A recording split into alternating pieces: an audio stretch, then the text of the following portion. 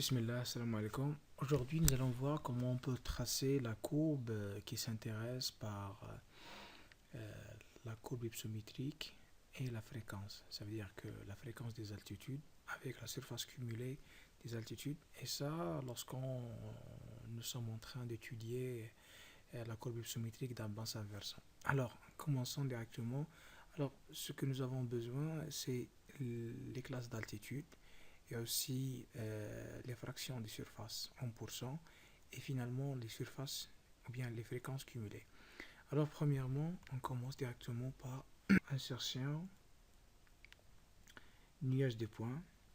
Ici, on sélectionne les données et pour les X, on sélectionne les surfaces cumulées. Pour l'axe des Y, on sélectionne l'axe des altitudes, bien la colonne, la classe des altitudes comme ça, et on clique OK. Puis on essaye de cliquer ou bien sur ajouter, le bouton ajouter, et on sélectionne toujours comme les X, c'est la fraction de surface, comme ça, et pour les Y, on sélectionne la classe des altitudes, comme ça. Et OK. Alors, on essaye de changer cette ligne-là, cette ligne à des barres. Alors, on essaye de cliquer comme ça et modifier le type. Et on va vers la classe des barres. Comme ça, et on sélectionne et OK. Alors, comme vous voyez ici, que il y a une anomalie parce que on observe que le résultat n'est pas conforme à la classe. Alors on essaye de cliquer et pour la deuxième série on clique modifier et on sélectionne ici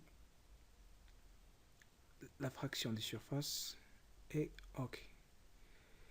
Mais comme vous voyez ici toujours que le résultat n'est pas conforme parce que lorsqu'on observe, on observe que entre le 900 et le 924, il y a le 001.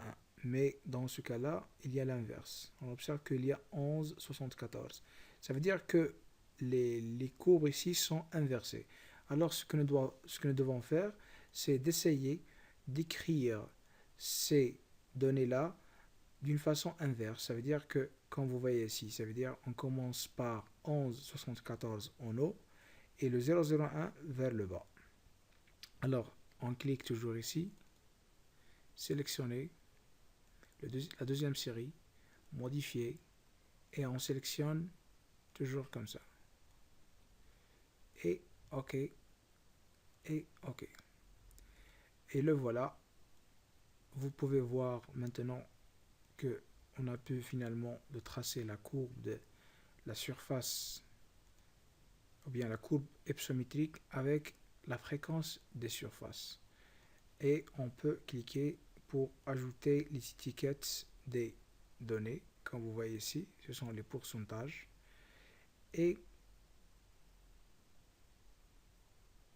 on peut aussi un peu ajuster l'axe en commençant directement par 924 et pour minimal on commence directement par la valeur 48 et comme ça. Il suffit seulement de faire les arrangements ou bien les ajustements nécessaires comme l'ajout des titres des axes et tout ça. Alors j'espère que j'étais un peu clair et j'espère de pouvoir l'appliquer chez vous. Portez-vous bien et assalamu alaikum.